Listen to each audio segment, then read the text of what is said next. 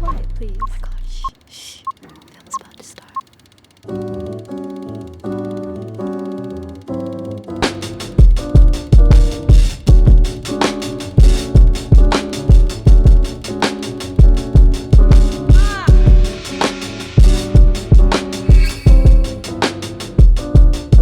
Hello world, welcome to Drew's Reviews, and today's film will be discussing Fantastic Four First Steps, directed by Matt Shakman. Four individuals gain extraordinary powers and must unite to face a growing threat that could change everything. Marvel is closing out the comic book movie box office with the last superhero movie of the year, Fantastic Four. This year for the MCU started off a little bumpy with Captain America Brave New World, but then they gave us Thunderbolts to kick off the summer, and that movie surprisingly was way better than I think most people expected. And after Thunderbolts, we all sat quietly with our fingers crossed, waiting to see how the MCU's take on Fantastic Four will do. Here we go.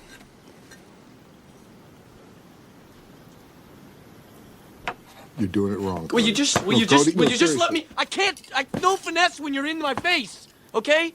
The Fantastic Four's track record is abysmal, and that's just me being nice. The original Fantastic Four, of which nobody actually knows about except people that are fans of Marvel and comic books in general. And then you have the 2005 Fantastic Four from Tim Story, which didn't do great. And then you have the second Fantastic Four, Rise of the Silver Surfer, by the same director, which also didn't do great. Even though I saw those movies as a child, they're guilty pleasures of mine, and anyone criticizing them, I'm not going to push back at all on that because I know how terrible they really are. But nonetheless, I have fun with them. And then Josh Trank, Fant Four Stick, of which is unfortunately known as, completely bombed, and I believe for almost everyone across the board, after that movie, it pretty much killed any enthusiasm for this franchise. Say that again. It's fantastic.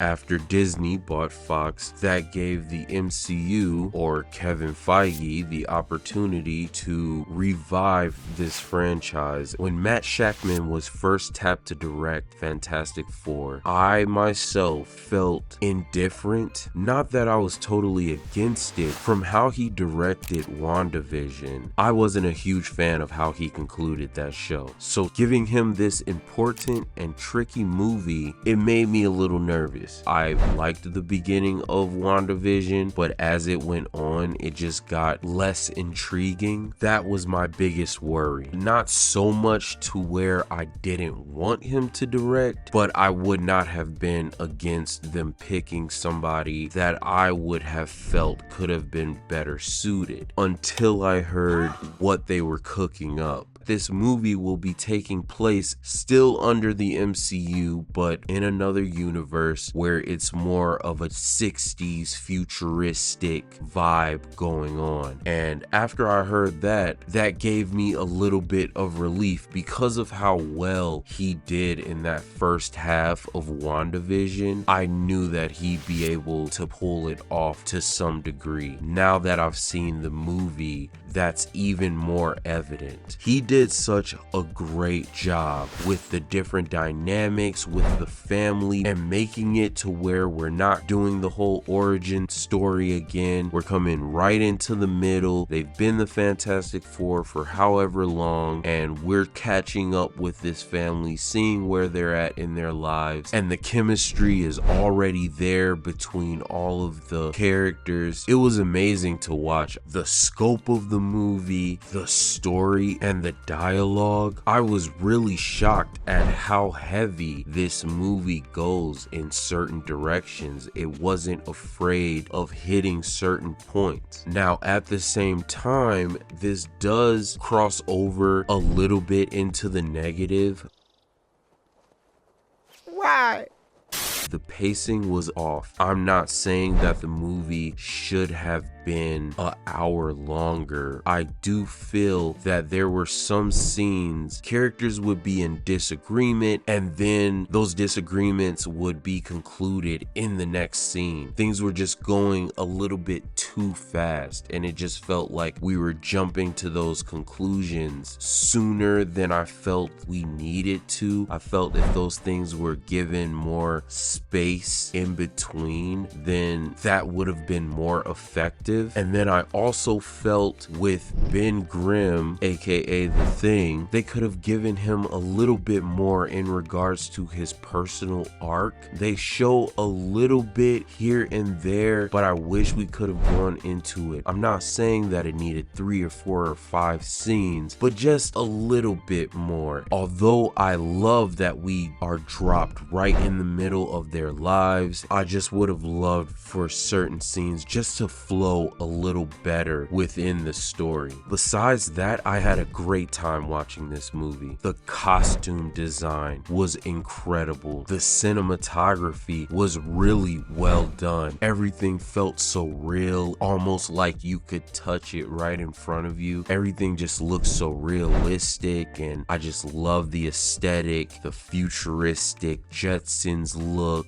and the CGI. This is up there with some of the best VFX that Marvel has ever done. Just the Thing alone, the detail in his face, and then all of their powers. By the way, we could have got a little bit more of Mr. Fantastic's powers. I wish we could have seen that, or at least been given one scene where we really see how strong and powerful Reed Richards is. And then, as you've seen in the trailers, Galactus, oh my god, that's when I lost it. I'll be completely honest. Galactus looked amazing, and then Silver Surfer looked amazing. They did such a great job in the VFX department. Good job. The casting director, Sarah Finn, has to be one of the greatest cast directors in Hollywood history. She always knows how to pick the perfect person to fit these characters. And between her casting and Matt Shakman's directing, it was just a perfect storm.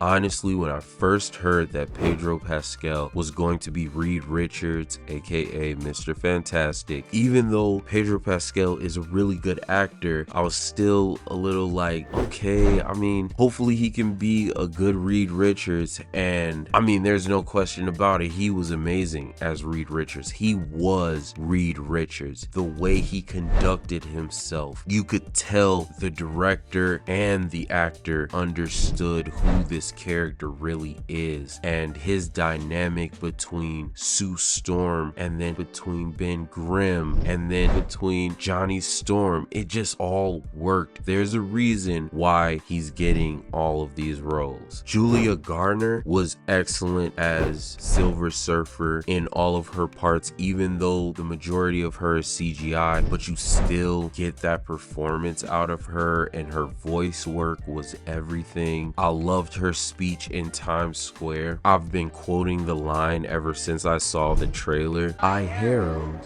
Galactus.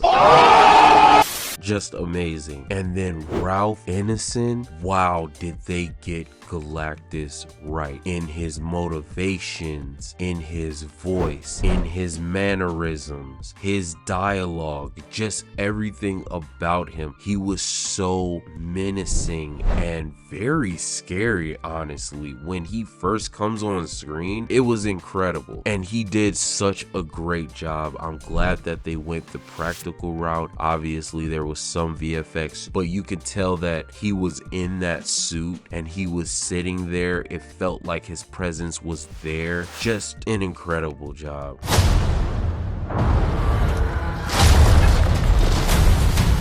And then Evan Moss Bachrach was great. Wonderful voice work. I know they had him in the VFX stuff. Sometimes they can change your performance a little bit if they want you to raise your eyebrows a little bit more, smile a little bit more, or whatever. They can kind of tweak those things. But the voice work from him, perfect casting. And then Joseph Quinn as Human Torch. This guy, I've loved watching his career progress. Chrissy, wake up! I don't like this! Chrissy, wake up! And now being welcomed into the MCU, you couldn't have found a better actor to take on this role as Human Torch. And that's just in my opinion. I'm so glad that they got him to do this. He killed it. And then Vanessa Kirby, who I feel stole the show for me. She was incredible as Invisible Woman. She brought all the emotion. She brought all the life between her and Pedro Pascal and all the scenes that they shared. It made this movie. I loved every scene that they were in together. She really carried this movie for me. It's rare in the MCU that we get to see really well written female characters who simply is just being herself. I love that they gave her so much character, and she was Sue Storm, and I loved every second of her. And let's not forget about the music.